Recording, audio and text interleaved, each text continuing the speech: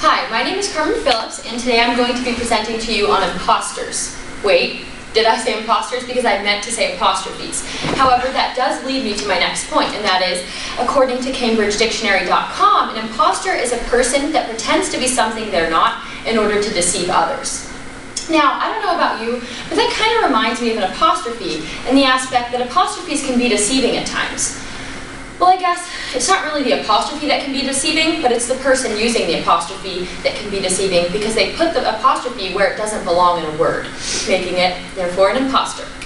Now, as a little rundown of what I'm going to talk about in my presentation, I will first introduce to you what an apostrophe is and the basic rules of apostrophes and what some educated people say about apostrophes. I will then go into say why the apostrophe has become an imposter in today's society and why we don't have a solid knowledge on how to use apostrophes. So, first things first, according to Kelly Swope in her article that she writes called Grammar Guidance, she says that apostrophes do not make words plural, but they make them possessive, or they are used to create contractions. So the two main functions of apostrophes are omission and possession. Now up here in this corner, I have examples of contractions, which are omission. So you're shortening words. It's an informal way of writing. And then over here, I have examples of possession. Now, according to Paula LaRoque, in her article that she writes on rules of apostrophes, she says that when it comes to possession, you should always remember that when you have a plural noun, you never put apostrophe in, when you have a plural noun that ends in S, you never put an apostrophe and then an S. You always put an apostrophe after the S that's already there. And this right here, dog's hair, is a prime example of that.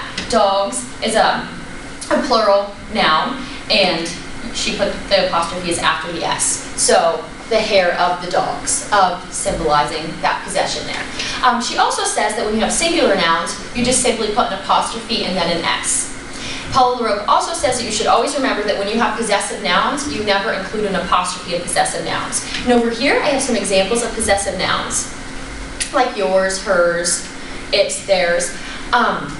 Those are common mistakes that people tend to make as they put apostrophes in possessive nouns when they don't belong there.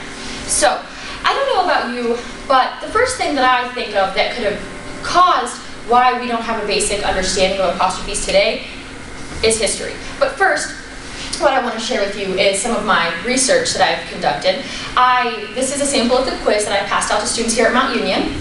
I passed it out to English majors and non-English majors, and I found that none of the students made mistakes when it came to contractions. All of the students knew how to use them correctly, but they made mistakes when it came to plural possession and apostrophe use. That was really the only mistake that I found in these quizzes. So, now to the history part. According to Keith Davidson, a member of the National Association for Teaching English, he says that the apostrophe was first coined in the 16th century when it was used in classical writings for omission and using contractions. It was then in the 17th century that they began using it for singular nouns and possession. And then later on in the 17th century, they began using it for plural nouns and possession. And that was when the confusion began, because people understood the contractions and then they just started adding more rules, and then no one ever got a solid foundation on apostrophes. However, Makita Brutman says in her article, Apostrophe Epiphany, that there was never really a golden age when people ever understood apostrophes. But Charles Larson would disagree with that, because in his article, It's Academic or Is It?, he writes that generations under 35 do not know how to use apostrophes correctly. But he would argue that generations above 35 do know how to use apostrophes correctly. So as you can see, it's kind of a controversial topic, and many educated people have different views on it. The next thing that has shaped how our lack of correct usage of the apostrophe is education. Now, according to Christine Cavella and Robin Kernodle, they say that what teachers do wrong is they're handing students a never-ending list of apostrophes and the exceptions to the rules and expecting students to read those and then understand it. And that's obviously not working. So they suggest that they take a different approach to it and just kind of word it a little differently. Now, this is something that I did earlier on in my presentation when I was talking about the possession. I worded it a little differently. So I said it was the dog's hair. Instead, I said the hair of the dogs, of symbolizing that possession. That's just a way to get it to register a little differently in students' brains.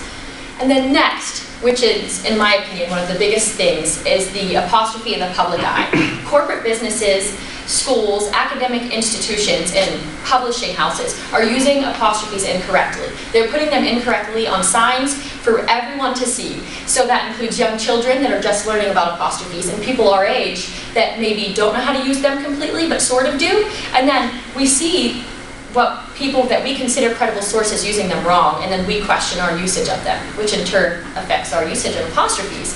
So for example, I don't know about you, but when I drive past McDonald's, I would consider them a credible source, considering that they're one of the most successful industries in the world. I would think that they would know how to use an apostrophe in the word lattes, but it seems that they do not. So, according to Makita Brutman, apostrophes are fetishes. We love to worship them, but in fact, they are arbitrary and redundant. They are disappearing too, although very slowly, mainly in street signs and the names of stores and buildings.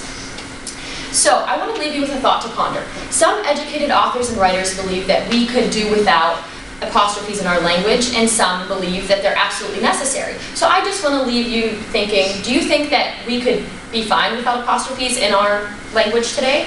Would it make sense if we didn't have them, or are they absolutely necessary?